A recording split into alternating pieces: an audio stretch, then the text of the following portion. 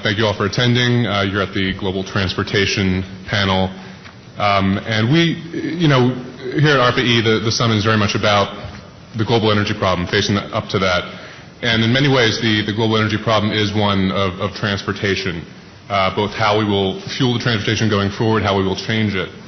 Already right now we have about 1 billion automobiles in the world, which is about 1 for every 7 people, almost all of which now runs on oil. And if patterns hold in the future, we could have as many as 4 billion automobiles by 2050, which would put us in a situation that Bill Ford actually today sort of referred to, this week referred to as a potential global gridlock, simply where these cars will go.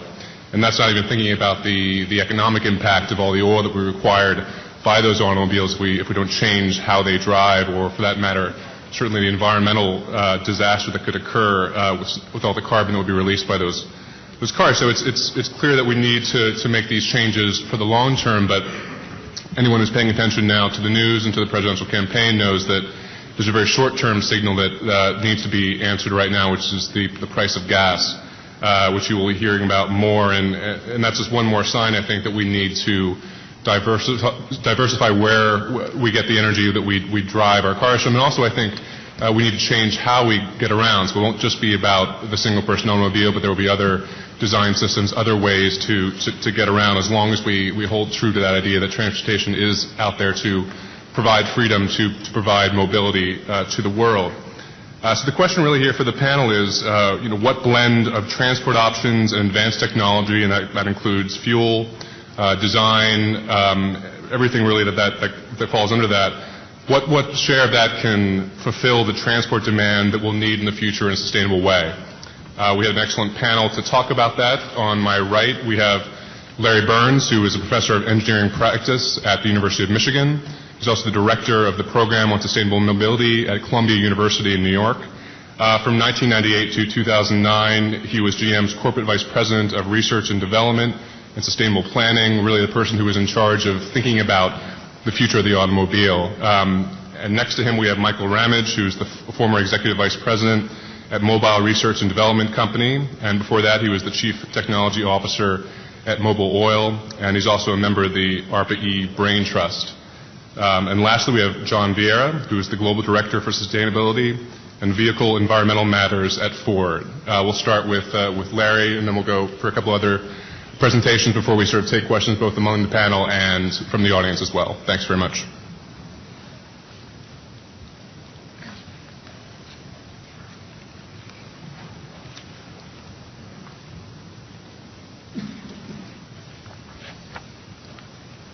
Can everybody hear me okay? Yes. That's great. I live in Michigan, and we've been in the middle of a presidential primary for the Republican Party, and I tell you, listening to all those negative ads can get depressing, so I thought I'd read the book, The Power of Positive Thinking, but then I thought, what good would that do? So what I'm going to do today is talk to you about the power of and, which I think is an example of positive thinking, and really tell the story around 2 specific examples. But to set it up, let me talk about the word or first. And my role as head of R&D for General Motors, I was faced with a lot of questions on how we should prioritize our research and development budget. Should we invest in biofuels or electric vehicles? Are advanced batteries or fuel cells more important? Or should we place priority on wind or solar energy? And I won't read the whole list, but I think you begin to get the point that there were an awful lot of or questions that kept popping up.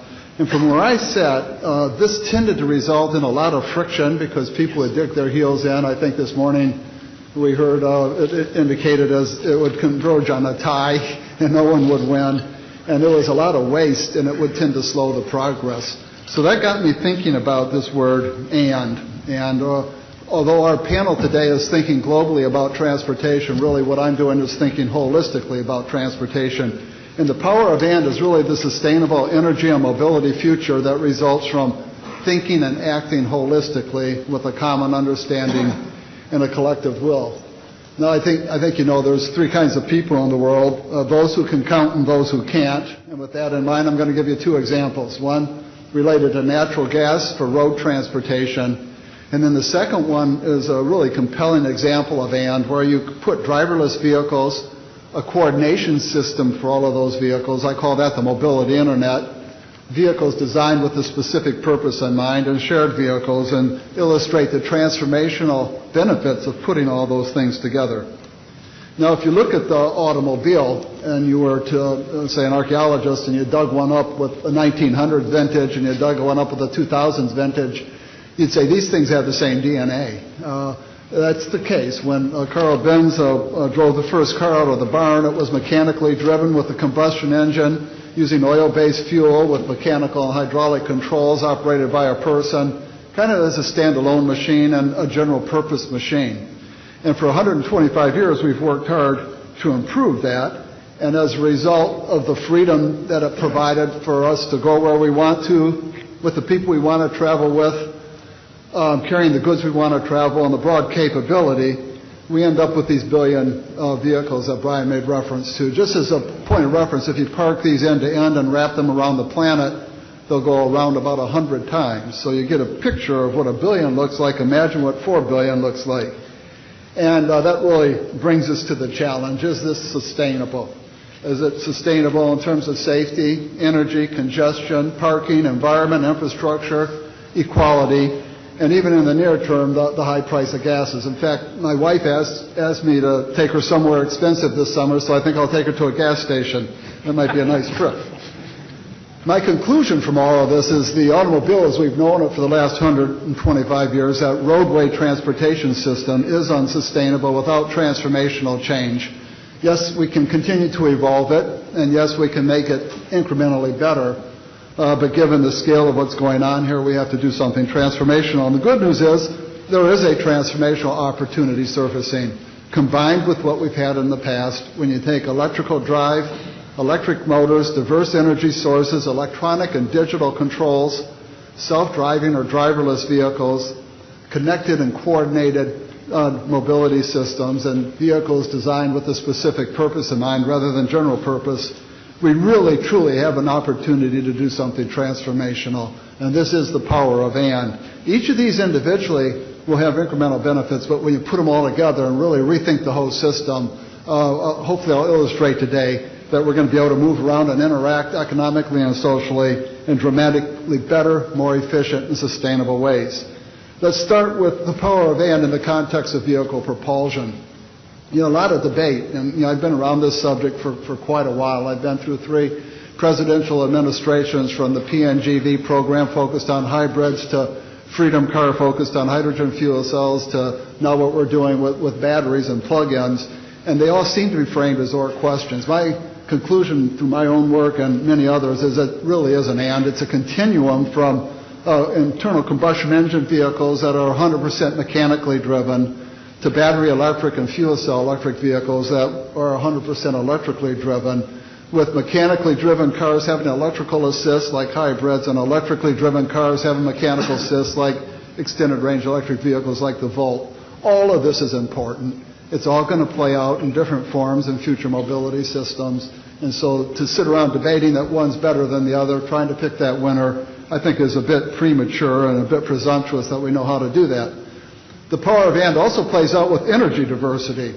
On the left of the chart are all the sources of primary energy, and obviously well over 90% of the energy for roadway transportation comes from oil. But the good news is all these different pathways really manifest themselves in either supporting a mechanically driven vehicle with combusting a fossil fuel on board, or an electrically driven vehicle where you're storing electricity or hydrogen. And the exciting thing is there's plenty of primary energy sources to deal with the concerns we have about transportation. It's not a shortage of the fundamental sources of energy on the planet. It has to do with the inertia associated with the pathways we've selected in the past to get those to torque at the wheels and to products that people enjoy. So let me focus a little bit on natural gas. It, again, received some attention this morning in the discussion simply because hydraulic fracturing and the technology that has been developed over the last couple of decades is beginning to prove out that we have a lot of natural gas available here in the United States. And you can read the forecast as well as I can on exactly how much is available. It looks like there's a whole lot. It looks like we're going to have low-cost, plentiful natural gas for a while. So it got me thinking, how could you use this in road transportation? One pathway is to compress it and burn it in combustion vehicles. Another one is to burn it to make electricity so that you can plug in your electric vehicle. And very importantly, a third pathway is to strip those hydrogens off the carbon and have hydrogen for fuel cell electric vehicles.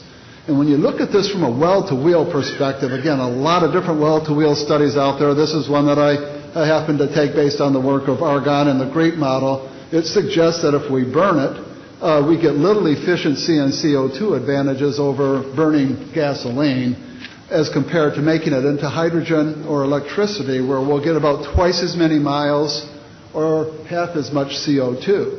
So I'm not saying one here is better than the other. I think all three are very, very important.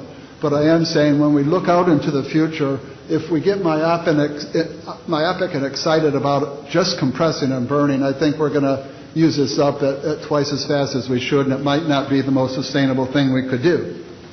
So I asked this question. I also wonder sometimes, what if there were no hypothetical questions? But this is a hypothetical question. How much natural gas would the U.S. need to use for road transportation in the year 2025 to get off OPEC oil?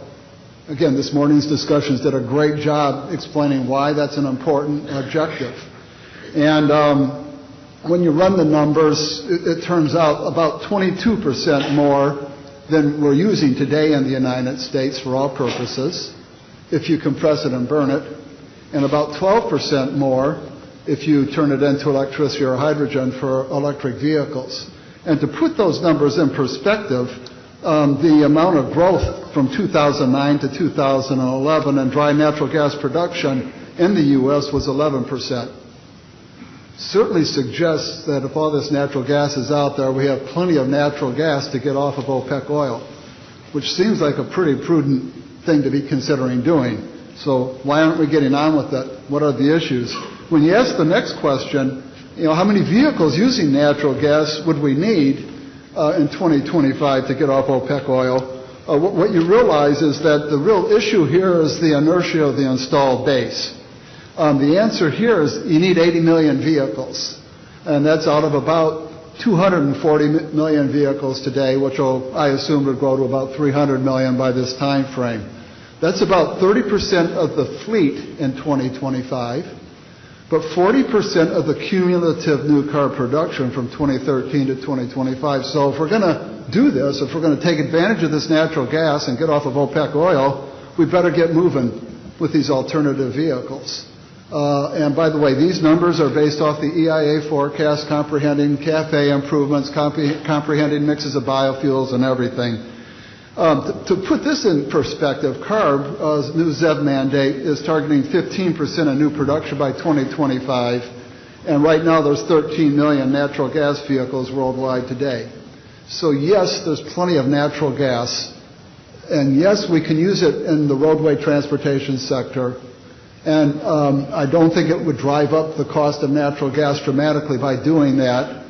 The challenge is getting to these vehicles, and that really is the power of and. But what gets exciting about this even more is what if this natural gas gets really thought through in an integrated energy system in concert with renewable energy, thinking about stationary energy use and transportation energy use together. I really get frustrated that so many of our databases look at energy in sectors, and we tend to migrate to sectors and focus on individual sectors as a problem. Let's look at this the way we live our daily lives. We don't live our daily lives in sectors. We just go about living our daily lives using energy to do what we want to do, whether we're moving or stationary. When you begin to put together the grid, wind turbines, electrolysis, fuel cells, hydrogen storage, the potential maybe to store hydrogen on natural gas pipelines, and take it right to the station and separate it at the end point, combined heat and power and heating grids, it leads me to conclude, quite honestly, natural gas might be the best thing that ever happened to renewables, because it might be a nice way to deal with this intermittency problem.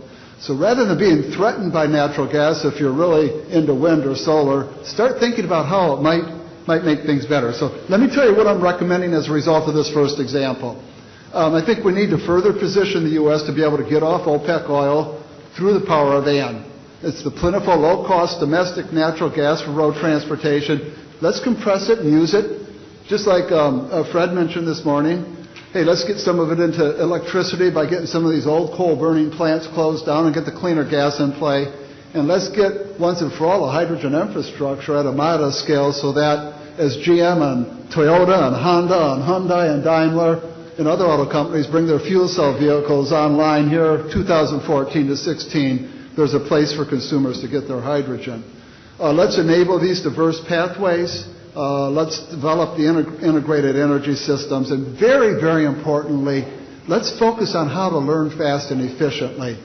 For many of these opportunities, a scale of maybe 10,000 commercial products is enough to get through the Gen 1 play. You don't have to get to 1 million immediately. And the one thing that was missing in this morning's conversation, I felt, was the discussion of the consumer. At the end of the day, the only solutions that are going to scale to a level that matters are ones that people really want. And we have to get these technologies to tipping points where the consumer value is greater than the market price and greater than the supplier cost. At that magic moment, people will buy it, companies will invest in it, and the thing will go viral and tip. Okay, now let's move to the second example of driverless plus coordinated purposeful vehicles. I happen to be advising Google on self-driving vehicles. GM had competed in the DARPA Urban Challenge. Our partner was Carnegie Mellon, and we did create a car that went 60 miles totally autonomously in a city setting. Google has moved that needle forward dramatically. This is a very short video. This is taken out of a self-driving car. So imagine this car is driving itself and this truck goes by. That was one of those epiphany moments when this deer ran in front of the road, car picked it up and dealt with it. And here is the picture of one of the self-driving cars following another one as it approaches an intersection. And it's technology. Once a month I go out to Mountain View and I ride in these vehicles, and every month I'm going farther each trip without my hands on the steering wheel, my foot on the brake or the accelerator. This is in Monterey. Again, the car is driving itself through these conditions. And then ultimately this is Lombard Street.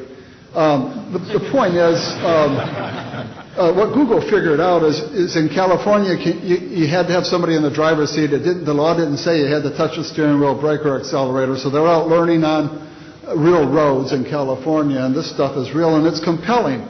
Yeah, I become convinced at GM that driving was the distraction. Why else would people possibly send a text under those circumstances? So if we could get to driverless vehicles, we'd have more value from the time in our vehicles. The vehicles wouldn't crash, and they could be much lighter. And lighter vehicles are extremely important. So if we have these driverless vehicles, we need a way to connect them and coordinate them, to manage these huge amounts of data, coordinate them precisely to optimize the traffic flow, the capacity utilization, and essentially do for vehicles what the information internet did for computers. And then now what we want to do is to have some specific purpose or tailored vehicles. Why are we moving around in 4,000-pound cars when we only weigh 150 to 200 pounds? Can we get these tailored to driving cycles, duty cycles, and trip characteristics and be more efficient? And this is an animation from the Shanghai World Expo with GM. We created this concept called Envy, and it's basically a two-wheeled electric vehicle that's built on a number of different technologies coming together in a converged fashion. We put the animation together to give a picture of what Shanghai might be like in the year 2030. And you can see much of what's going on here is communications and vision technology. It allows you to platoon vehicles. It allows you to travel together in groups. I won't play the entire video for time purposes, but it gives you a sense of what just might be possible as we begin to converge all of these technologies. I do want to show this one magical moment. This is an emergency vehicle. But this might be what our intersections of the future look like. And each individual vehicle has its own space-time path through the city. So what are we getting at here? You know, just 1% of the BTUs in a gallon of gasoline moves you, the person, when you drive your car. 75% lost its heat, and the car weighs 4,000 pounds, and you weigh 150. These vehicles are 15 times more efficient. They weigh about 500 pounds. To 750 pounds, and they are electric drive, which is about 2 to 2.5 times more efficient. So a 15x opportunity. There's 1/10 as many parts in them. There's 5 of them can park in the space as one car, and very importantly, they don't crash. So we got thinking, is there anything else to this story? And yes, shared vehicles is a very compelling opportunity. If indeed an empty vehicle can reposition itself with a driver, without a driver, and we can coordinate this. And you put this all together, and essentially what's out there for us are better mobility experiences at radically lower cost. Now, this is just U.S. data from 2009. The point of this chart is that at peak, just about 10 to 15% of the cars in the U.S. are on the highway. That means cars, even at peak, 90% of them are being parked. So we looked at Ann Arbor, Michigan in the context of putting together these kinds of shared systems, and it costs about $50 a day, time cost and out-of-pocket cost, to own a car in Ann Arbor. And we said what might be possible if you had 1 to 2 passenger vehicles for personal activities, 4 to 6 for family, light-duty trucks. The car then arrives at your origin, takes you where you need to go. You can travel undistracted without having to drive. It then goes to the next nearest location, picks up someone else. So think of this as a taxi system without drivers. And you then size the fleet optimally and minimize empty miles and have good service. And here's the bottom line.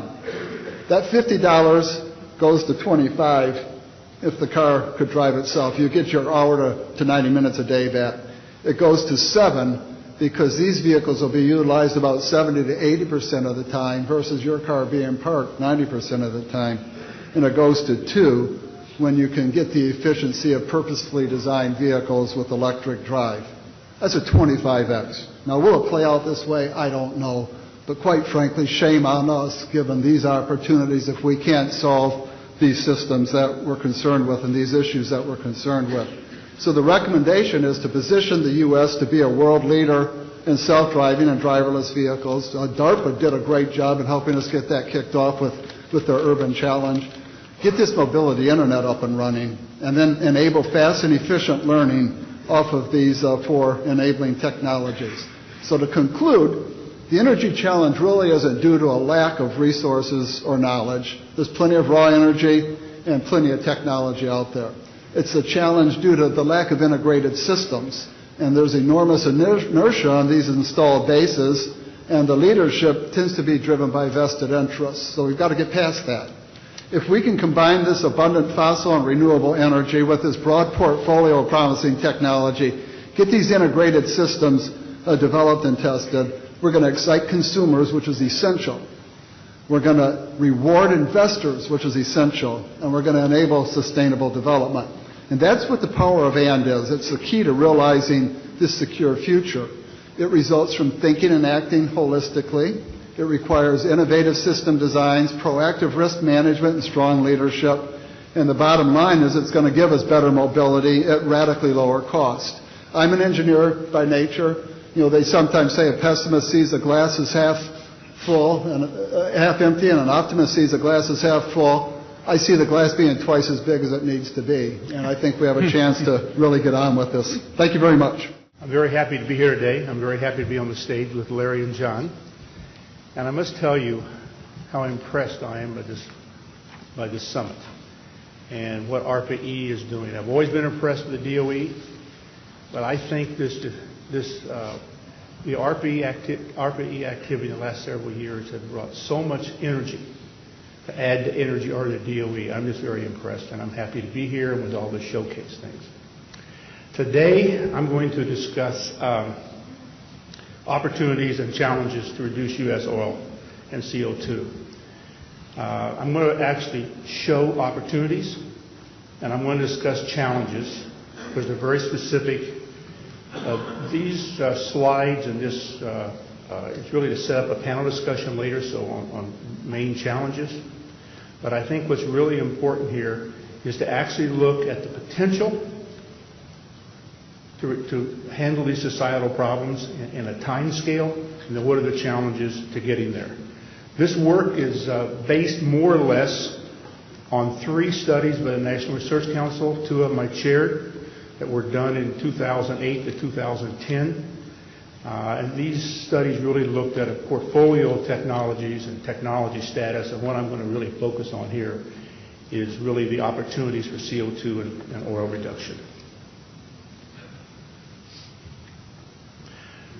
Opportunities.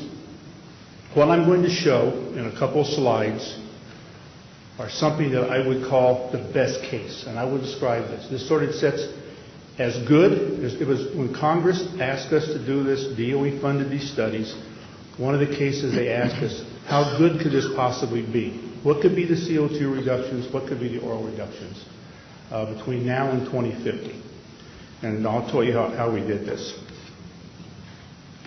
So the question is, what are the maximum rates that oil and CO2 can be reduced in the U.S. in light-duty transportation? What oil and CO2 reductions then can be achieved by 2050 at these maximum rates? And also, what are the future portfolio of technologies? I think all of us believe it's obvious the future will be some portfolio. Whether it's a regional need, if Indiana's 100% coal, you can ask yourself the question, is that really where you want to put your battery-powered cars? On a global basis, it'll certainly be a portfolio of different technologies. And the consumer also will drive this issue. So what is the approach in what I'm going to show you? The first is the committee estimated the maximum rate that light-duty alternative technology vehicles could penetrate the U.S. market by up to 2050. Now, why do this? Well, I think in one of the cases, it really points out then what is the maximum opportunity. And how was this done? More or less, it was done by looking at the fact that if there were no cost impediments to these vehicles and no impediments to people buying the vehicles, and there were no infrastructure issues, how fast do we think these vehicles could actually penetrate the U.S. market? We did these studies. They are consistent with studies that were done by Sid Gronich, the DOE, David Green of Oak Ridge National Labs, and other studies, and we extended these out to 2050. What kind of vehicle systems and fuel systems did we look at? First, we looked at ICEs and HEVs, basically taking into account what we thought, if all the developing technology was available to improve the efficiency of these vehicles over a period of time, and it went into the vehicles to increase the efficiency and not the power, and at what rate do we think this could happen, what would happen in these vehicles? The second was biofuels. We did two things. We first looked at the amount of biofuels we thought could be produced, the amount of biomass that would be available. We looked at cellulosic biofuels over a period of time, and we also took a look, and it's a very important part of all of these studies, is how fast can you actually build a plant? What are the pragmatic pieces of this? Because there hasn't been a big refinery built in this country in 50 years, 40 years. So how fast does it actually take to build this stuff when you have to build capacity? Those results came out that we thought we could have about 50 billion gallons a year of biofuels in the marketplace by 2050. Then we looked at hydrogen fuel cells and PHEVs.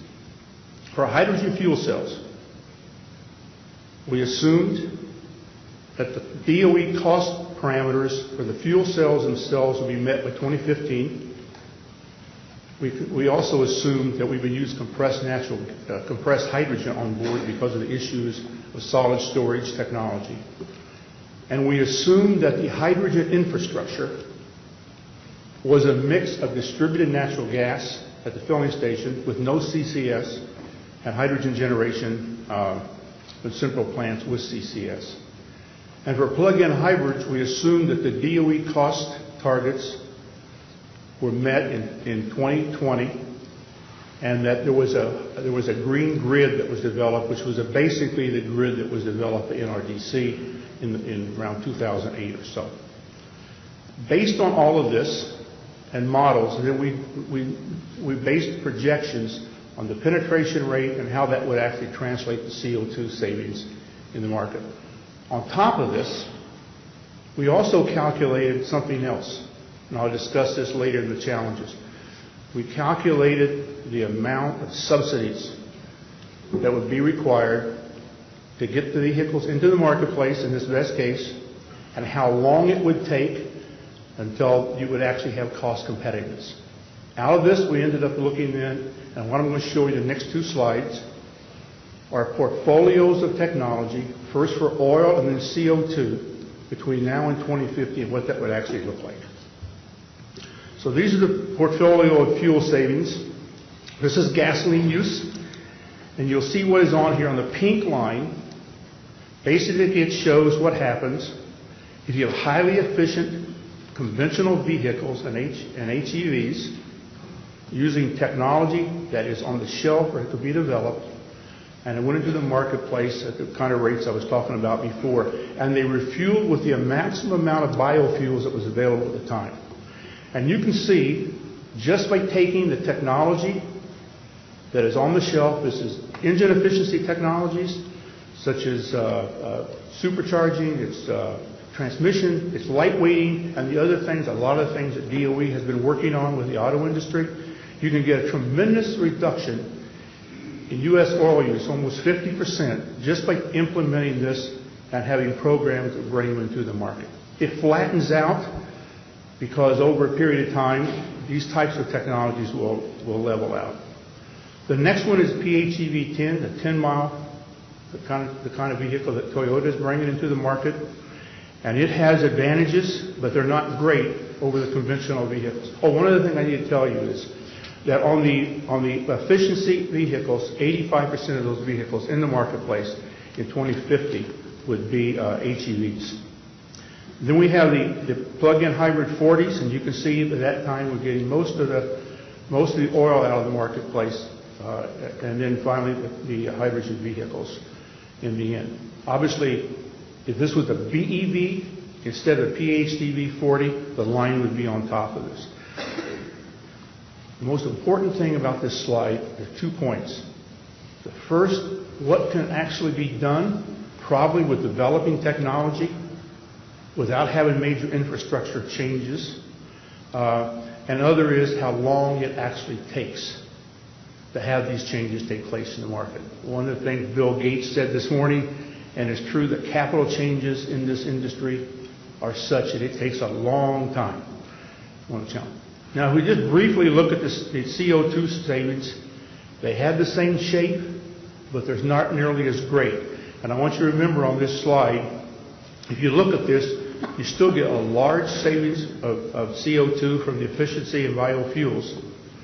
You don't get nearly as much of a delta between the hydrogen vehicles and between the plug-in hybrid vehicles, and even though these are clean grids. In fact, if we had used natural gas for hydrogen without CCS, and we had used the conventional, the EIA grid, the CO2 savings would actually be almost the same as the efficiency biofuels line. But it still shows there's a lot of impact on this. Now, what I want to do with this is I have 3 slides on the challenges I think this actually represents. Okay. The first challenge is the willingness of people to pay the higher cost of advanced alternative vehicles. We all know this is a challenge, but I think it's a real consumer issue.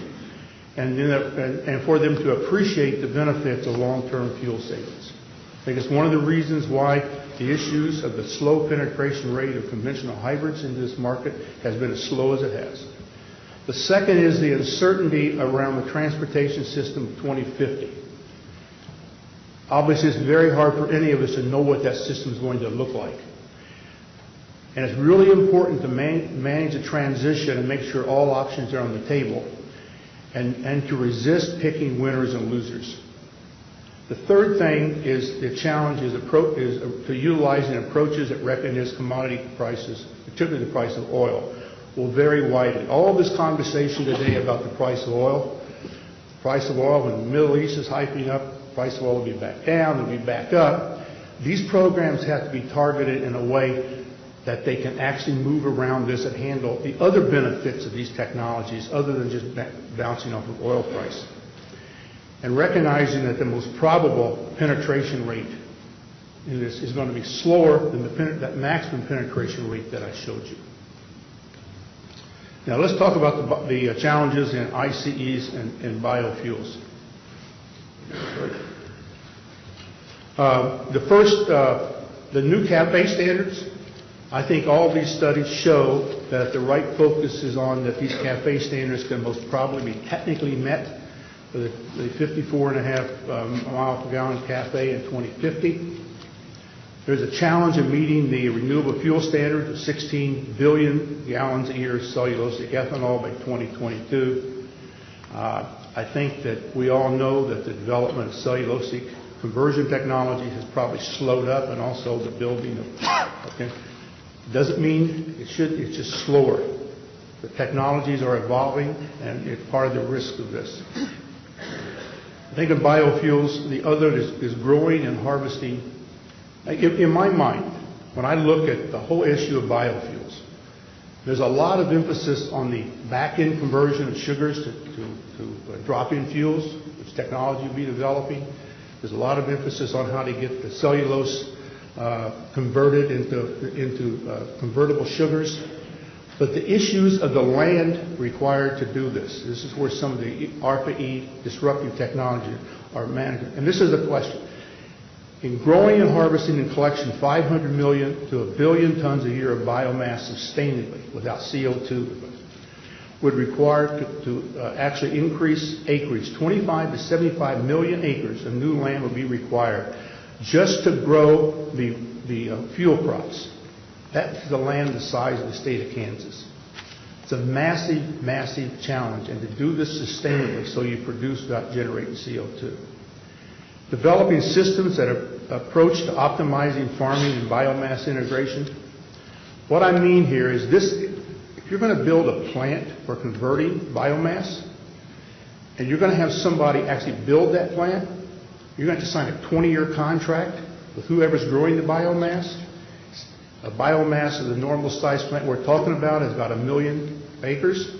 And so it's a time optimization issue.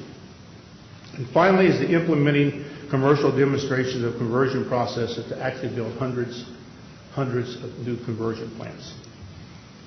And finally, on the HEVs and the batteries, managing the long transition, and this was talked about this morning, the extreme importance of staying with it.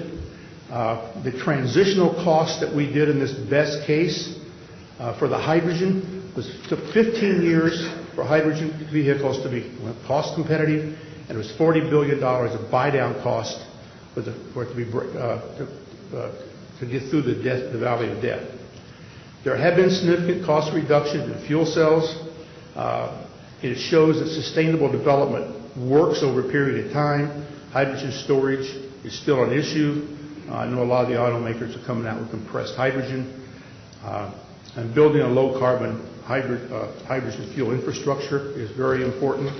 With batteries, cost reductions are still required. There's been a lot of progress in the last 4 years, but battery cost reductions of a factor of 3 are probably still needed. And we heard this morning in a room talk about there's been some disruptive technologies in this area coming out of ARPA-E. And finally, a low-carbon grid is really needed to get the best CO2 effects out of the battery-powered cars. So I think these are the main challenges. A lot of these challenges fit into the whole issue of disruptive technology that ARPA-E is working on, and a lot of the 180 different showcase technologies are being developed out there. Thank you very much. Thanks very much, Michael. And last we have John Viera of Ford. Okay, thanks, Brian. I'm going to try to multitask here and get my presentation up. Let's see.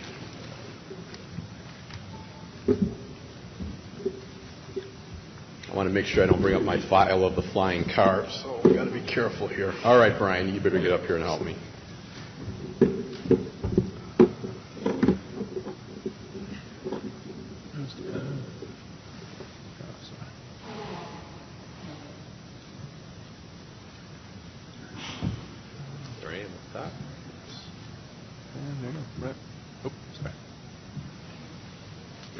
Okay, very good. Let me just put this full screen. Well, again, it's a pleasure to be here.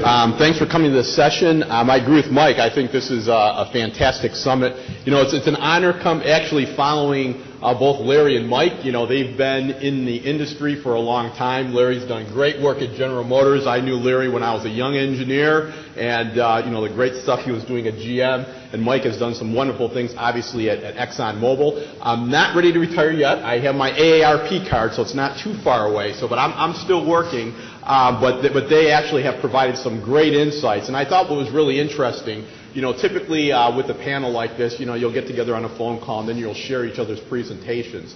I was actually amazed when I got Larry's presentation and Mike's presentation on how aligned from an approach standpoint the elements of their presentation was with actually the strategy that we had at Ford. And I think the comment is, as you look at automakers in general, we're taking very similar approaches in terms of how we view energy and how we're actually developing our vehicles moving forward. So what I thought I would do as part of my pitch as a complement to both Larry's and Mike's is really talk about from a specific automaker's perspective, what are we doing in this topic?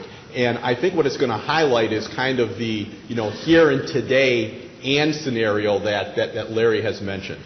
All right?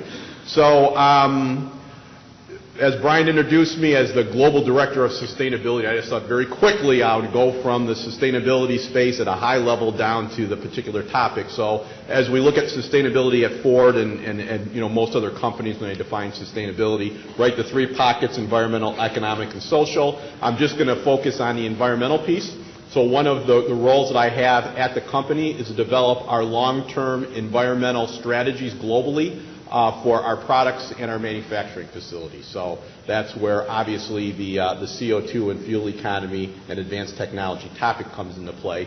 But the other piece which is important as well is energy security, right? And that's really another way of saying it is what is the available energy that's going to be out there for our future vehicles to run on. All right, so when we think about our overall strategy from a product standpoint, in terms of, what do we want our products to look like in terms of the sizes of the products, the types of products, what fuel systems should they be running on, gas, electric, diesel, natural gas, electricity. What does that look like for our vehicle fleet today, 5 years from now, 10 years from now, 50 years from now, right? That's the strategy that we put together.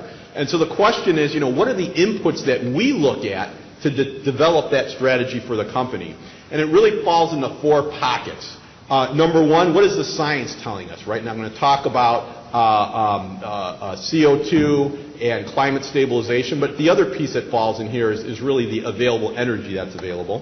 What are the governments saying, they would like to do from a regulatory standpoint now and in the future? That's an input. What is the consumer saying they're interested in as it relates to the vehicle types and the applications of vehicles today and in the future? And what is the competitive set going? So we take all those inputs, and that really determines our overall strategy.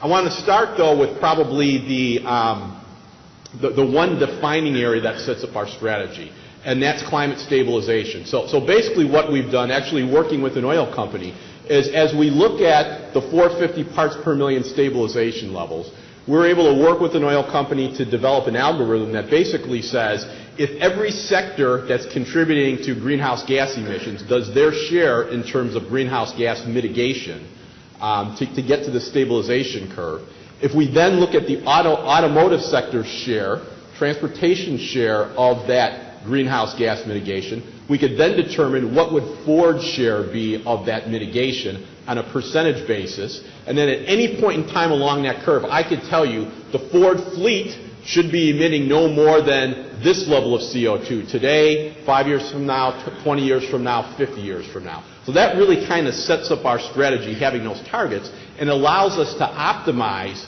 what technologies we need to have in place when to determine those CO2 levels. So what does that result in? What it results in is what we call our path to sustainability. And we broke it up into these simple time blocks. What do we need to be doing in the near term, which is now past? The strategy was put together about 4 or 5 years ago. What do we need to be doing in the midterm? And then what do we need to be doing in the long term to actually hit these CO2 targets? And in the near term, as you could see, as Larry pointed out, this is kind of the and solution right now, right? We are going to offer vehicles that run on all these various types of fuels. I mean, that is the and solution. Now, it's going to be at different percentages early on. We have natural gas down here, right? Yes, Natural gas, we think, is part of the solution, definitely from an energy security standpoint. Agreeing with Larry, longer term, we see it more of a transitional fuel because it's still it's still a fossil fuel. So as we get out in the longer term, our ability to leverage a lot of fossil fuels is going to be reduced. So it's not going to be a long-term main player, but in the interim action, we do think that it is going to be a player. Flex fuel or vehicles running on ethanol, we think there's near-term applications, and as Mike mentioned, cellulosic. Yeah, we're betting a lot long-term when we talk about needing to have low CO2 fuels in the future, be it electricity or hydrogen or hydrocarbons. It does need to be cellulosic. There's nothing like a liquid fuel in terms of energy density, so we're going to need to have some of that going forward. So you could see the portfolio of different solutions we have in the near term. And then over time, in the midterm now, we're focused more on introducing electrified vehicles, and I'll define that as hybrid electric vehicles, plug-in electric vehicles, and battery electric, so all three of those.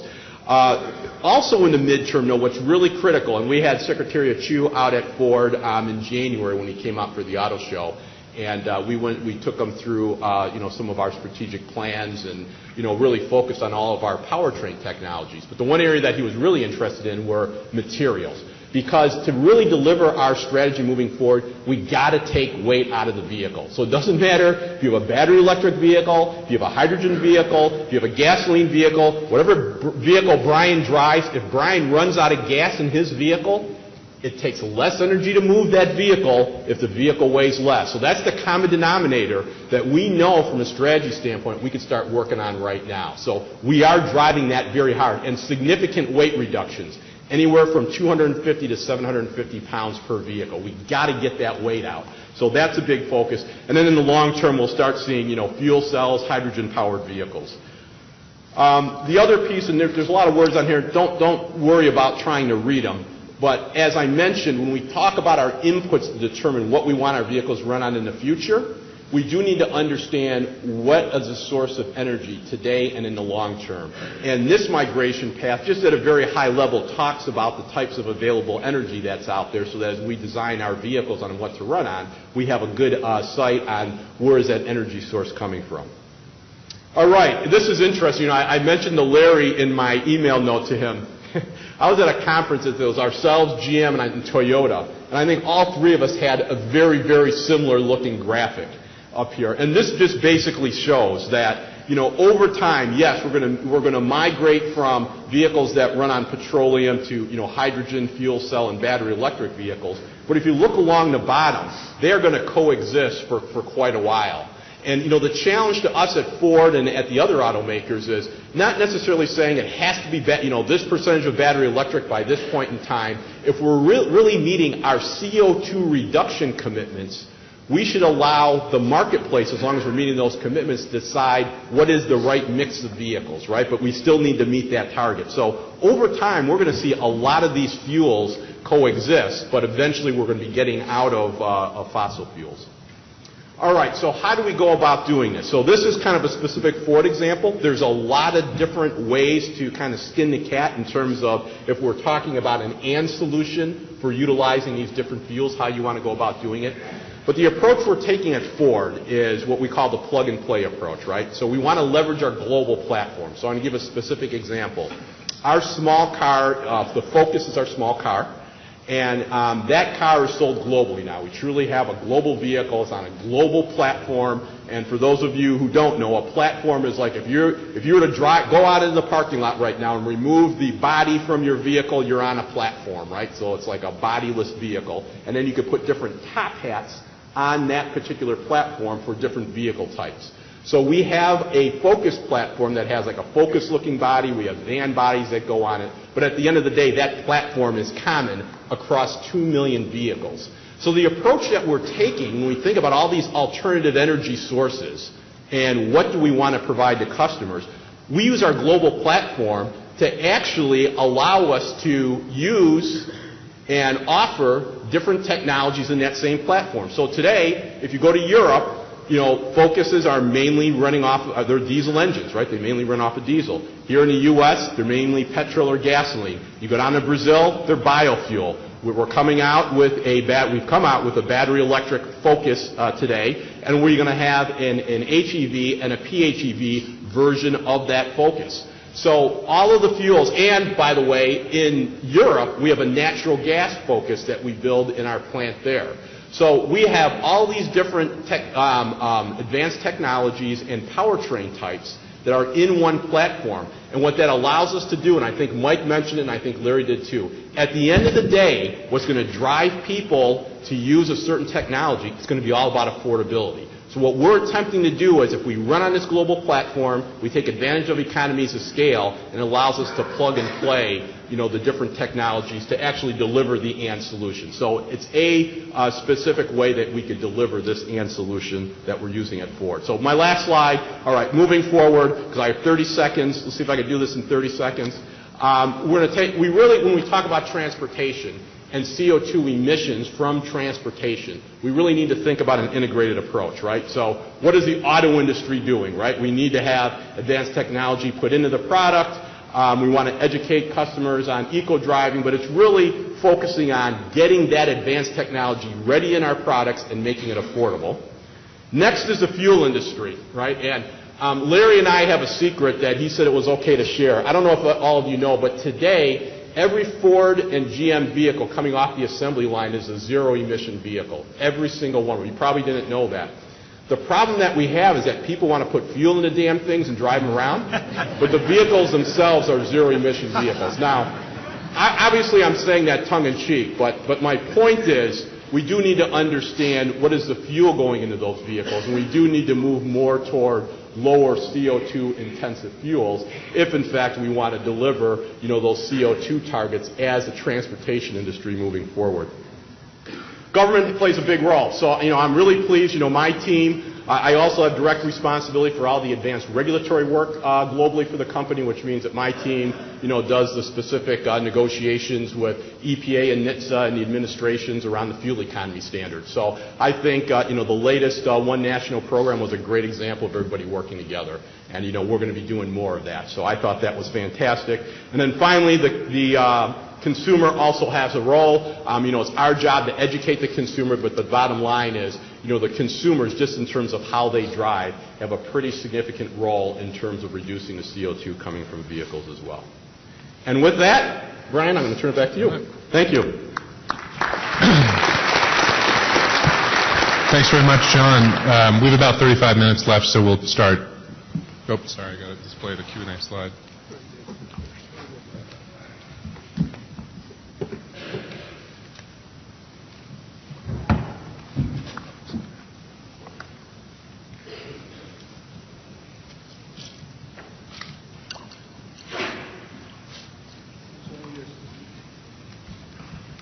This one?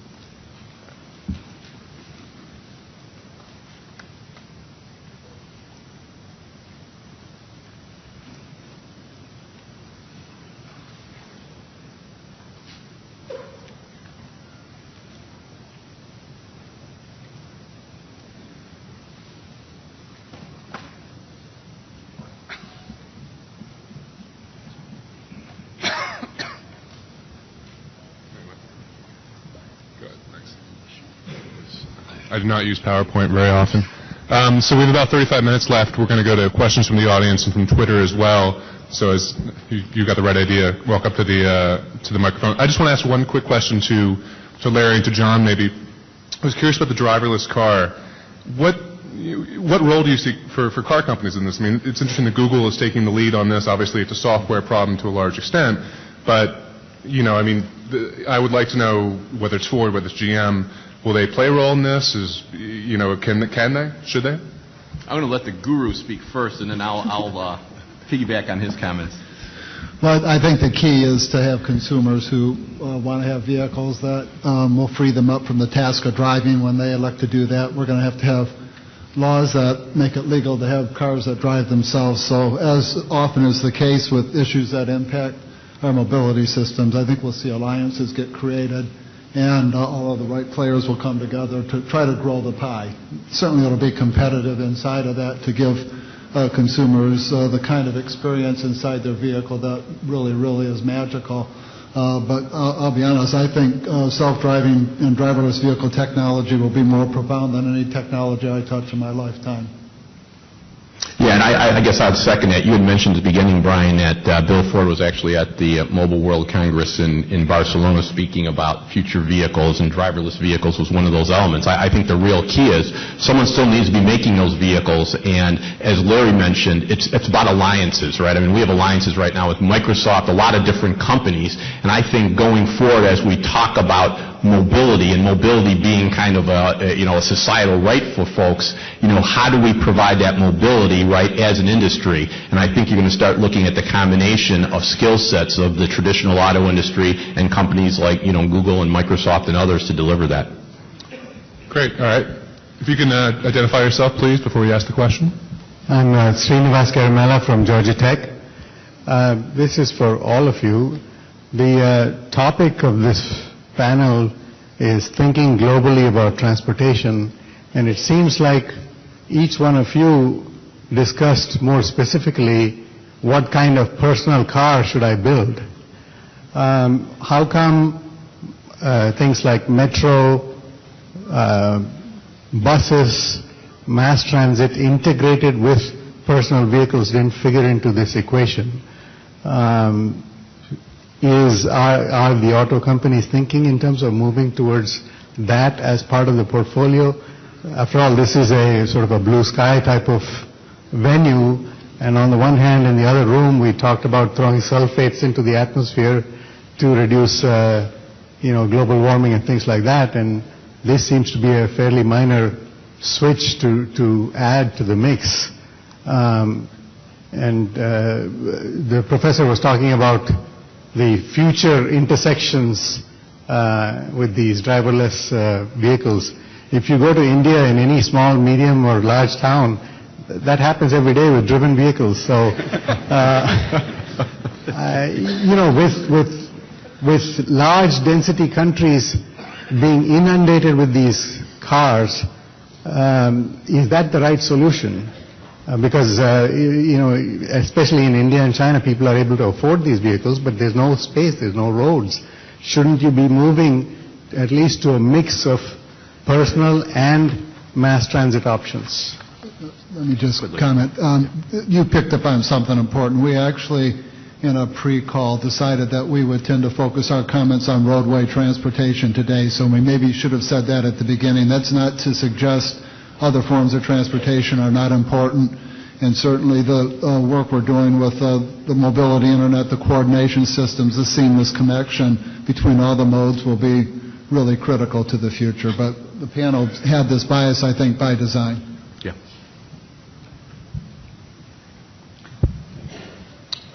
Go ahead. Hi there, I'm Shane Stevens from the National Fuel Cell Research Center. It's really refreshing to hear that all three of the panelists discussed fuel cell vehicles and hydrogen fueling. I mean, to my surprise, the word fuel cells hasn't been mentioned once in the summit so far, until just now. So I'm wondering if you could comment on why that seems to be lacking from the conversation. Thank you. Sure. Well, I think on fuel cells, a couple of things have happened. First of all, I think you really need to, I'm sure you do, appreciate how much development has taken place to reduce the cost of fuel cells and the whole fuel cell system over the last 10 years by a sustained effort by the industry and so forth. I mean, costs have come down from well over $100, maybe $200 a kilowatt, down to below $50 a kilowatt, approaching something that's competitive. There's been two real stumbling blocks, and I think that in this conference, maybe some of these stumbling blocks, one of them doesn't require as much a disruptive technology. This whole infrastructure issue, this chicken and egg issue of who builds infrastructure started out to be a massive problem in this in the early part. The natural gas issue in the U.S. has changed this equation. I mean, it absolutely has changed it. If you look at the slides that I show, even if you didn't sequester the hydrogen, the CO2, and you actually ended up generating all your hydrogen from central plant natural gas, you can get tremendous reductions in CO2 and a large improvement in fairness. So that some of that issue has changed, and I hope that the DOE and other activities will start looking at this. The other issue, which really does require disruptive technology, is storing the hydrogen on board. And, there's been a lot of issues, as you know, projects trying to come up with a new technology that would increase and have high-density storage on board. But as I understand, that all the automakers are coming out with 10,000-pound tanks, and obviously they're not going to come out with them unless they're safe, and they'll get 300 miles, and a lot of those issues will come away. There are programs in other parts of the DOE that are looking at those types of, particularly tank technologies and so forth, to handle this. So I know there hasn't been a lot of discussion here, but certainly in other parts of the DOE it's going on, and I just think that the DOE and the auto industry just needs to be complemented by staying with this, the fuel cell cost, and over this period of time bringing the cost down over the last 10 or 12 years. If the same thing happens in batteries, which I assume it will, we're going to see batteries at $200 a kilowatt hour in the next number of years, and the batteries will be out there and they'll be competitive with other vehicles. So. Yeah, I do appreciate you raising the question. To be frank, I think it's an example of or thinking rather than and thinking. And we've had a tendency, as administrations change, to go from one solution to the next. These require long-term sustained efforts. It's all about learning curves. And Secretary Chu showed some great examples of learning curves this morning. And we need to stay with these opportunities. No one can predict exactly where this will head. Mike and I have known each other for years. We did not see the plentiful low-cost natural gas the way we see it today, and there'll probably be more changes. So I really encourage everybody to think in terms of and let's be honest.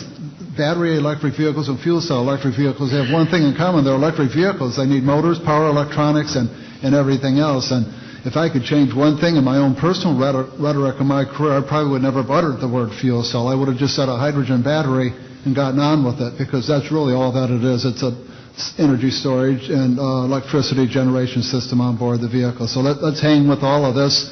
We really need this infrastructure in the United States for hydrogen fuel cells.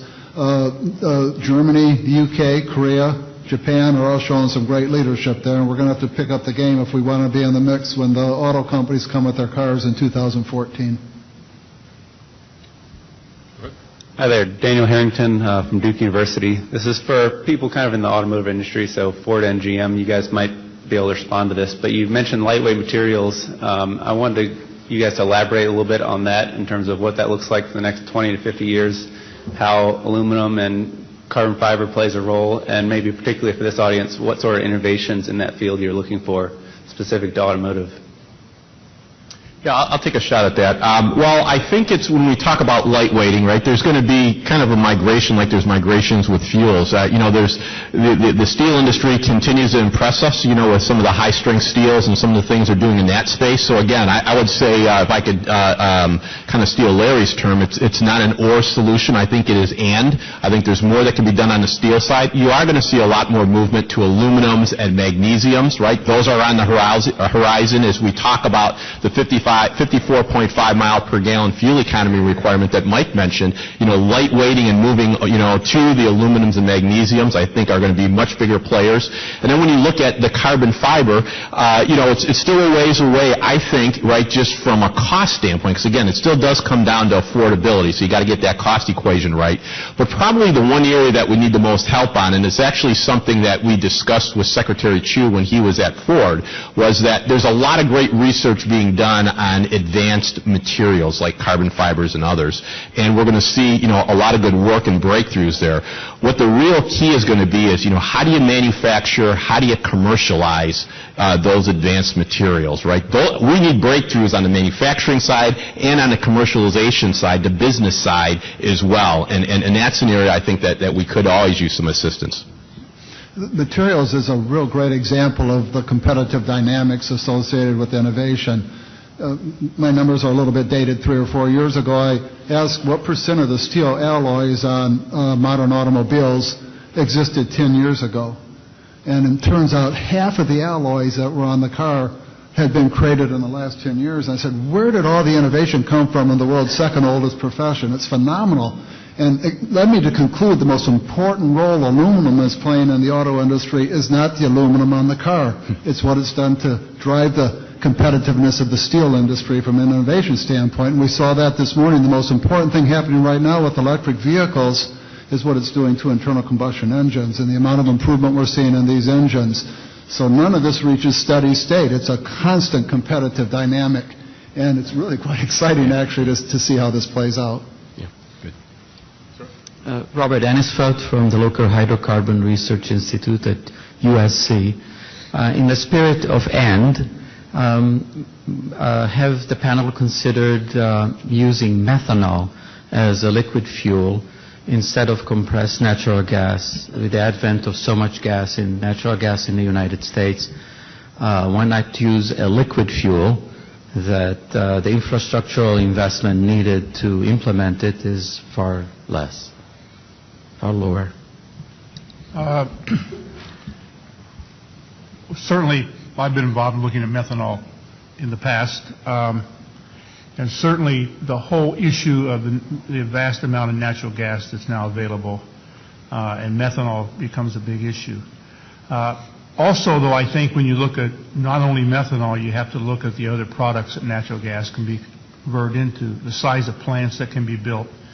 And of course, one of the things you can do with methanol is you can convert it to gasoline. And then you can drop it straight in and you don't have these problems. And if there's a methanol gasoline process that is a very low-cost process to put on the end of a methanol plant. These plants have been built. Actually, I think some plants are being built in China today. And this is one way to use methanol as an intermediate. And certainly, I think methanol, in that sense, is a viable fuel. I also think the other technologies that are available, particularly with low-cost gas, to convert natural gas into liquids, such as Fischer-Tropsch, natural gas type of Fischer-Tropsch, plants that are being built in Qatar today are viable competitors. So yes, I think methanol is a potential fuel, or it's as an intermediate to other fuels. So it wasn't part of my presentation because obviously I didn't include natural gas and I didn't include BEVs and other things, but certainly it is a potential viable fuel, particularly with what's going on with natural gas. May I have a follow-up question to automakers are on the panel. I'm sure you're familiar with the open fuel standard legislation pending. What is your opinion about that legislation that would mandate flex fuel vehicle production by all the major car makers? All right, I could probably attempt to answer that one. I think that, there are certain complementary measures like open fuel standards that if it encourages, I'm going to call it use of more types of fuels, there's goodness in it. I think the devil's in the detail, right? So oftentimes when there's specific legislation and we're asked, are you for that particular element of legislation? We're usually for a portion of it, but then there's some areas that we're a little bit concerned about. So, again, I think open fuel legislation, as it encourages, I'm going to call it some fuel diversity, right, in the U.S., I think it's a good thing.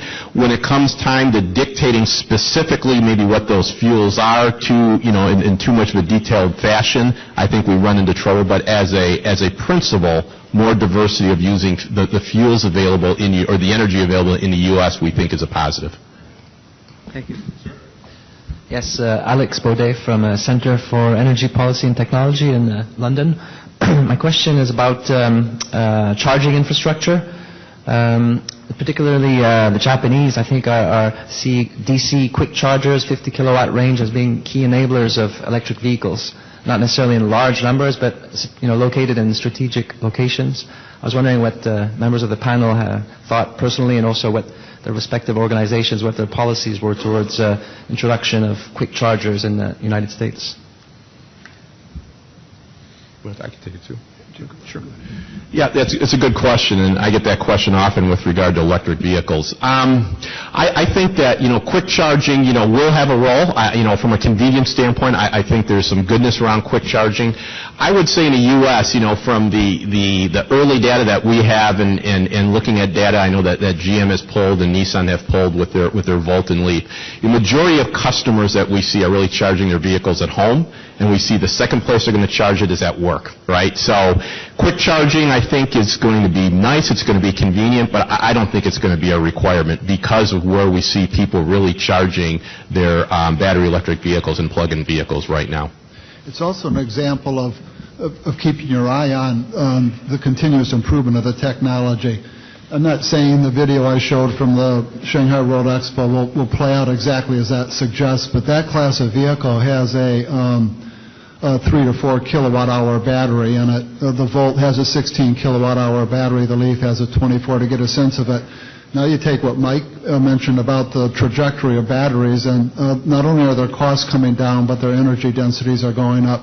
That suggests the kind of vehicle that was in that video would have a battery that you could take out of the car and into your apartment and plug in. It would be of that size. So we need to be a little bit careful about jumping to the conclusion that we need electrical outlets everywhere. I'm not implying you're saying that, but everywhere other than homes and places of work. You know, last year 15,000 Leafs and Volts were sold in the United States in a U.S. industry of about 13 million vehicles. So we've got a little bit of time here until this gets to a scale where we really need to wrestle with this big electrical infrastructure issue. And I think we need to keep learning on all of these technologies to make the right call there. We have a Twitter question?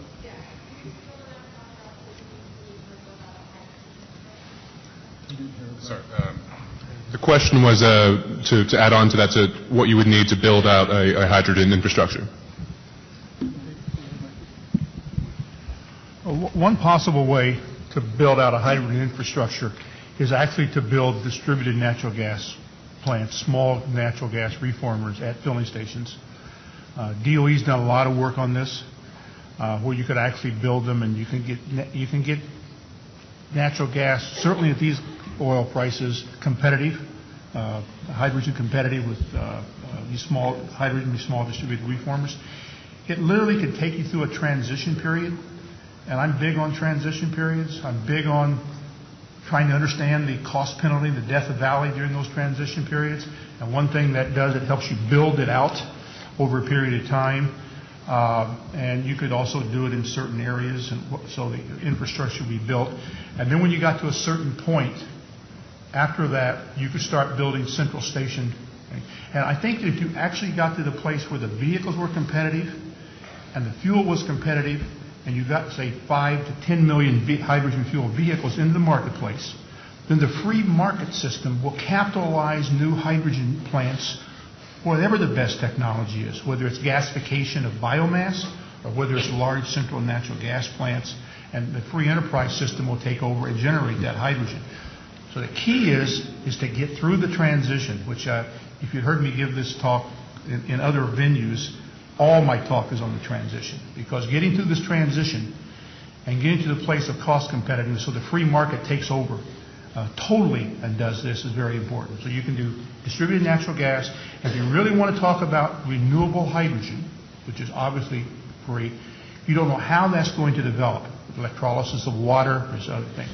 So this transition period will allow those other technologies also to develop. So there's actually a lot of ways that hydrogen infrastructure could be developed. But the simplest is just to build it right in your filling station right now. Pull your car up next to your gas. You fill it with both. I just want to build on that a bit more. It's really exciting to play out what Mike is suggesting, because the natural gas comes to these locations already, so we're using existing infrastructure. You can even mix a little bit of hydrogen in those natural gas pipelines, so you could take surplus wind from wind and electrolyze water and put it in the natural gas pipeline system to have that a little bit more hydrogen rich. And then at that point of use, the station, you strip the hydrogen off the carbon, and it's a process with steam, so you've got the hydrogen in the water as well. You clean it up, you compress it, store it, and dispense it. And when you think about that as an integrated appliance, not 5 different steps, but as an integrated appliance, and really engineer it as a system, some really, really exciting things happen to take the capital cost and the physical footprint of these little distributed plants that Mike's talking about down, and you marry that up with inexpensive natural gas, and it gets very, very promising. Sorry. We've about 15 minutes left, so I think we'll take the last 5 questions here, so just I didn't want anyone to stand up unnecessarily. On the left, please. My name's Ed File. I saw in 2 of the presentations about the hydrogen fuel, and I guess I'm not really fully understanding the hydrogen benefits. It seems to me that you get hydrogen from electrolysis, which means you already generated the electricity.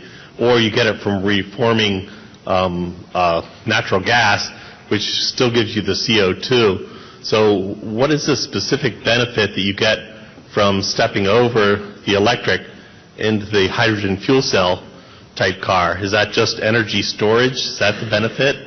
Or I guess I just need the education as to why you would take that next step over the electric. It's the total well-to-wheel efficiency of the system. Once you get the hydrogen on board the vehicle with the fuel cell, you end up using those fuels about 2 to 2.5 times more efficiently than combusting them. So you have to run the whole cycle. We haven't mentioned biomass as a source of hydrogen as well. And the beauty of hydrogen is it can come from so many different sources. Some of them are less efficient than others. But it's real important that we use metrics other than just efficiency. With respect to the renewables in particular, oftentimes it's a capital utilization issue because of their intermittency. So you put it all together in the system, and the hydrogen and the fuel cells look like long-term, they're very promising on a total well-to-wheel basis, even if you use natural gas as a starting source of energy. Let me just make one comment. Hydrogen from electrolysis is very expensive. And, we don't talk a lot about cost here, but, cost is extremely important. And so hydrogen, natural gas even at $6 a million, you can make hydrogen fairly competitive with gasoline at $100 a barrel, certainly. So a lot of these discussions, we don't focus enough on cost and the cost of the source. What we're driving for is a societal issue is to remove oil and CO2. And that's why in my talk I kept, you really have to focus on not to limit solutions, because in the end, as John said, affordability would be what this is all driven. So my answer to that question is affordability right now. And electrolysis is nice, but it's very expensive. Ma'am?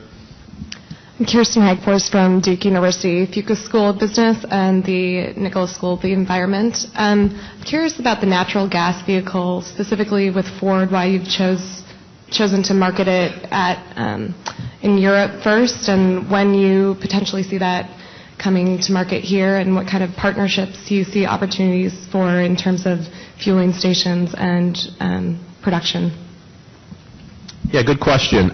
So first of all, from a U.S. perspective, we do offer several natural gas vehicle offerings. They're really all in the larger vehicle end, so pickup trucks, full-size vans, and mainly because they're sold to fleets. We have the infrastructure issue on natural gas, like with some of the other fuels, and we do know that our fleet customers oftentimes will have their own fueling infrastructure for natural gas, and the cost of ownership for natural gas vehicles, depending on the fleet operator and how they use their vehicles, it has a very good payback. So there's a business case there, a business opportunity, and at the end of the day, right, it's all about affordability for that customer, as Mike mentioned, and the business opportunity. So there's a natural business opportunity on the fleet side in the U.S.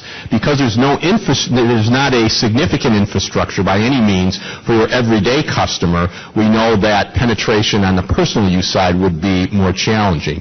Now in Europe, in Germany and in Italy in particular, they do offer some pretty significant incentives associated with natural gas and propane, but natural gas in particular. So again, customer driven, they're willing to buy natural gas vehicles on the personal use side, particularly in some of the markets, because the fuel is incentivized, and probably most importantly is that they have availability of getting the fuel. So that's why we're seeing it in Europe on a personal use side versus here.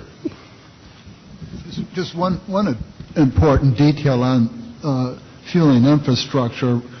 There's 170,000 gasoline stations in the United States, but if you look at the 100 largest cities and you put them at a density where you're no more than 2 miles away at any point in time, and you put them every 25 miles on the interstate, about 12 to 15,000 stations would get the job done, maybe 20,000. So you don't have to think in terms of 170,000 stations to get started here. The 100 largest cities cover 70% of our population. So whether it's a natural gas, CNG infrastructure, or hydrogen infrastructure, we need to get to 12,000 before we get to 170,000. And I think 12,000 to 15,000 would be a good start. Yes, I noticed in your three presentations you didn't cover anything on the use of energy recovery techniques on the future vehicles, either thermal recovery or electrical recovery. I was wondering what the panel thinks on how that technology fits into future vehicles. I know that BMW is already implementing some thermal energy recovery in their exhaust streams in upcoming models. I was wondering what the panel thought about that as part of the solution going forward.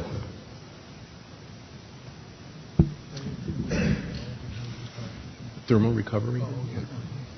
Yeah, I could take it. I know that you're right. I think some of the competitors are maybe shorter term looking at some of those opportunities. I would say up to this point in time, we were focusing more on the blocking and tackling, and that was parasitic losses. So really going through each system and eliminating parasitic losses. But I could tell you from a research standpoint, the thermal recovery in particular is something that's really being looked at from a research standpoint. Again, you've seen some other automakers actually coming out and talking about specific production applications, and watch this space, because I think in the next couple of years you're going to be hearing more and more about that topic. And as you set the bar higher and higher with regulations, whether they're CAFE or CO2-based regulations, you can't afford not to look at every loss or every opportunity on board the vehicle in a synergistic systems way. So I think that's why you see some auto companies looking at it. We would have talked about it, but we only had so much time today. Sir. Okay, Yan Haidu from University of South Carolina. I want to make a short comments and then have a short question. Firstly is fuel cell. Most of us understand that the fuel cell link the fuel cell to hydrogen. Actually, there's another type of fuel cell. You do not need a hydrogen. You can use hydrogen as a fuel. You can use a hydrocarbon fuel. And we recently also developed a fuel cell to use natural gas, propane, and jet fuel. So that's called a ceramic fuel cell or solid oxide fuel cell. So most of us that confuse that, you use a fuel cell and somehow you have to have hydrogen. And we don't have hydrogen infrastructure, and we are concerned that put hydrogen on board, the safety. So this is the thing that I want to make a comment on that. And a question to panel is, what are your feeling that to use a solid oxide fuel cell on the vehicle compared with a polymer fuel cell? Certainly, there's continued promise in solid oxide fuel cells. If you go back a few years, most of the auto companies were looking at all of these options, and we were looking at the very rigorous requirements of moving an automobile with a fuel cell technology, and we generally all sorted down on the same answer. That doesn't mean solid oxide isn't important for different applications, but for the application of actually moving the car in the wide range of environments that automobiles operate in, we've all tended to lean toward the PIM fuel cell, but absolutely wouldn't rule out the technology you're talking about. Last question. Been very patient, sir. Thank you. Okay, thank you. Dr. Peter Dreher at Central State University in Dayton, Ohio, and teach manufacturing engineering. And so a few years back with my students, he said, well, what's going to be the biggest industry for the next 50 years so you can get on the ground floor and become CEO or something, or owner? And so we looked around, and yeah, global warming's a big problem. We watched the movie. But actually bigger than that is peak oil. In 2005, world oil production peaked of conventional oil, the cheap stuff that you pump out of the ground for $2 a barrel, and it's declined since 2005 about 2%. And we've felt it with higher gasoline prices and a recession. But from 2010 to 2020, it decreases 10%. So however bad the recession was, it's going to be 5 times as bad in the next 10 years. And the gasoline's going to be 5 times as expensive.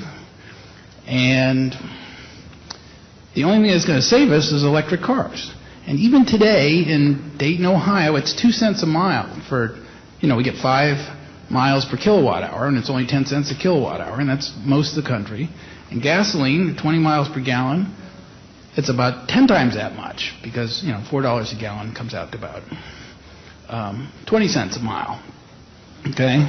So a Nissan Leaf, new car buyers in the Midwest tend to drive 20,000 miles a year. They buy 1,000 gallons. So I save $4,000 if it's gasoline at $4. Next year when it's $5, I save $5,000 a year. So a Nissan Leaf pays for itself in the first year. Pays for itself in the first year.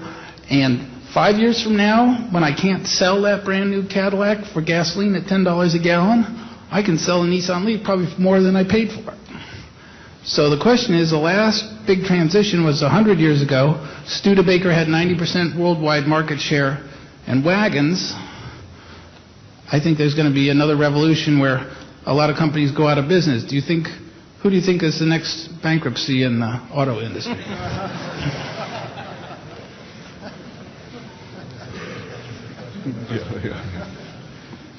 I think if I paraphrase the question.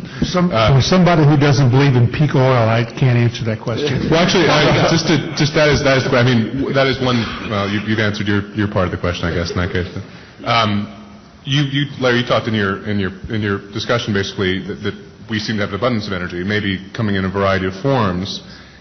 What are your thoughts on? Do you expect oil to decline and these other forms of energy to fairly seamlessly fill in, or is the fact that that in many ways that the era of easy oil at the very least probably is ending? How does that affect what we might be doing in the future? Well, let me mention this much. Our calculations show that we need 150 million electric cars on the road by 2020 to keep gasoline at $4 a gallon. If we have less than that production, gasoline is going to be higher than $4 a gallon. Well, let me try to address both of these. The single most important determinant, short of an extraordinary catastrophic set of events, are people, the consumers. And our world works on the fact that people go out, at least in the Western economies, and they have money and they make a choice and they buy something. And as technologists or environmentalists or whatever position we take on these issues, we have to be thinking about something that scales, that reaches enormous scale, because there's enormous scale today in the global auto industry and the energy infrastructure and the roadway infrastructure that supports it. So if anyone wants a window into the future, I think we've got to be looking at our younger people. I have two daughters, and I asked them would they give up their iPhone or would they give up their car first. They give up their car before they would their iPhone. So actually, Brian, the answer to your question, I don't think about it in terms of energy. I think in terms of the enormous innovation opportunity that we've just begun to touch with the digital world. There's going to be about 50 billion devices communicating with each other in the year 2020. And I think we're going to have a great opportunity to fundamentally change how we move around and interact socially and economically. And we'll solve these challenges. I just don't think it's going to come to the kind of crisis you laid out for electricity versus oil. That's my take. Brian, can I answer? Sure. Instead of giving you a smart answer, which I did, I apologize. I think that the problem with the peak oil argument, and non-OPEC oil, conventional oil has peaked. But what that argument never takes into account is the innovation in the oil industry. And if you want to look at the innovation in the oil industry, what have we been talking about? Several years ago, when we were doing studies, there wasn't enough natural gas, and we were going to import natural gas. LNG plants overseas to bring natural gas in. Now we have a glut of it because of innovation in the oil industry. And you're going to see the same thing starting to happen in the U.S. in oil. Oil production in the U.S. is about 1 million barrels a day. And so it's very hard. Obviously, eventually, oil is going to peak. And there's whole dynamics of supply-demand that does its price. There's other reasons to take oil out of the U.S. markets. But I think over the next number of years, there's going to be plenty of oil to meet the kind of projections we're talking about here without driving price through the ceiling. Now, things that happen in the Middle East, they can drive price through the ceiling. But those are not really market factors. So I think the peak oil argument doesn't take into account the innovation that's already taking place in the industry. Okay, but the whole world... I'm sorry, we're actually running out of time, and one thing you don't want to start talking about after the meeting or when the meetings run long is peak oil. But there's definitely something to take offline as well. Thank you very much to the panel. I really enjoyed it, and hope you as well. I enjoyed this, guys.